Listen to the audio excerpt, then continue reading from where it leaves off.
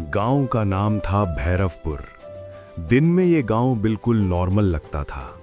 खेतों की हरियाली, मंदिर की घंटी, बच्चों की आवाज। लेकिन जैसे ही शाम के 7 बजते गाय बैल खुद ही घर लौट आते और गांव का एक ही रास्ता बिल्कुल सुनसान हो जाता। उस रास्ते के आखिर में था एक बहुत पुराना पीपल का पेड़। गांव के बुजुर्ग कहते थे, सूरज डूबने के बाद उस पेड़ के नीचे से कोई गुजरा तो या तो वो बदला हुआ मिलेगा या फिर कभी मिलेगा ही नहीं। मैं शहर से आया था। मोबाइल टावर का काम था। रात होने वाली थी, इसलिए मजबूरी में गांव के एक पुराने घर में रुकना पड़ा। घर में रहता था एक बुजुर्ग आदमी, आंखें ढसी हुई, आवाज कांपती। उसने एक ही बात बोली, रात को दरवाजा मत खोलना, चाहे कोई कितनी भी पहचानी आवाज में बुलाए। मुझे हंसी आ गई। मैं साइंस में मानता था, कहानियों में नहीं। रात के 12 बजे होंगे। अचानक बाहर से आवाज आई। दरवाजा खोल दे, मैं हूं। आवाज बिल्कुल मेरी मां जैसी थी। दिल जोर से धड़का। हाथ दरवाजे की कुंडी तक गया। फिर मुझे बुजुर्ग की बात याद आ गई। मैं चुप रहा। तभी आवाज बदल गई। तेरा इंतजार पीपल के नीचे हो रहा है। और अचानक सब शांत। सुबह मैंने गांव वालों से पूछा। कोई बात करने को तैयार नहीं था। आखिर एक बुढ़िया बोली, इस गांव में पहले एक लड़की थी। उसे जलाकर पीपल के नीचे जिंदा दफन कर दिया गया था।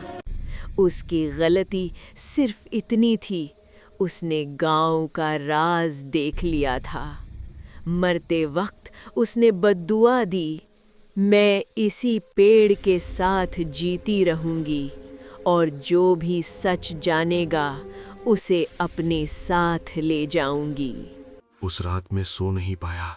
ठीक 12 बजे अचानक खिड़की के बाहर कई परछाइयां दिखने लगीं, सब बिना पैरों के। एक परछाई ने शीशे पर हाथ रखा। हाथ नहीं, जला हुआ गोश्त। फिर एक ही आवाज आई, तू देख चुका है, अब तू भी चुप रहेगा। दरवाजे पर जोर जोर से थपथप होने लगी। दरवाजा खोल। इस बार आवाज मेरी ही थी। मैंने कांपते हुए दरवाजा खोला।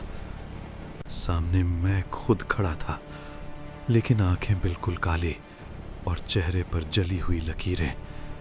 उसने कहा, मैं यहीं रह जाऊंगा, तू पीपल के पास चले जा। मुझे होश तब आया जब मैं पीपल के नीचे खड़ा था। जमीन गीली थी, जैसे किसी ने अभी अभी मिट्टी खोदी हो। पेड़ से आवाज आई, अब गांव सुरक्षित है, जब तक तू यहीं रहेगा। मैंने भागना चाहा, लेकिन पैर जमीन में धंस चुके थे। मिट्टी धीरे धीरे मेरी कमर तक आ गई। आज भी भैरवपुर गांव में जब कोई नया आदमी आता है, बूढ़े लोग बस इतना कहते हैं, पीपल के पास मत जाना। और अगर कभी रात के सन्नाटे में किसी शहर के आदमी की आवाज आए, दरवाजा मत खोलना, तो समझ लेना गांव ने अपना नया रखवाला चुन लिया है।